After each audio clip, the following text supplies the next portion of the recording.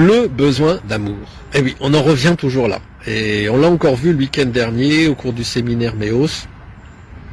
Mais finalement, ce fameux besoin d'appartenance tel qu'il est libellé dans la pyramide de Maslow, on y revient toujours, parce qu'il a différentes formes, ce besoin d'appartenance. Ça peut être l'appartenance à un groupe, l'appartenance sociale, l'appartenance à la famille, mais c'est en premier lieu le besoin d'aimer et d'être aimé.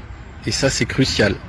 Alors je sais que souvent dans les sphères spiritualistes, on dit oui, mais bon, faut pas sombrer dans la dépendance affective. On peut être heureux tout seul, il faut même être heureux tout seul et se prendre avantage du fait qu'il y a de l'amour en abondance autour de nous et qu'on peut toujours trouver une forme d'amour qui nous nourrisse. Mais pas suffisamment. Pas suffisamment. Quand tu es tout seul et que t'as pas de câlin, que t'as pas de tendresse, tu dépends de l'autre par rapport à ces câlins et cette tendresse, et tu dépendras toujours de quelqu'un pour obtenir des câlins et de la tendresse, et c'est un besoin vraiment crucial.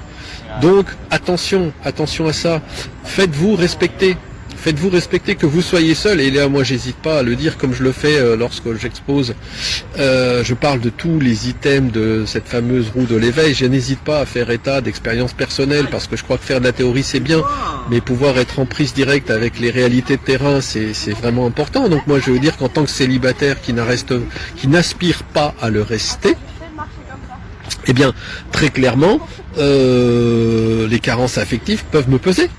Et effectivement, alors maintenant il ne s'agit pas de faire n'importe quoi, parce que comme on le voit aussi lors du séminaire, c'est même un des premiers ateliers, pour être pleinement heureux, j'ai besoin de faire des choses que j'aime, c'est-à-dire laisser place à ma créativité, j'ai besoin d'être aimé et d'aimer, donc faire ce que j'aime avec quelqu'un que j'aime et qui m'aime dans un environnement que j'aime et en étant moi-même.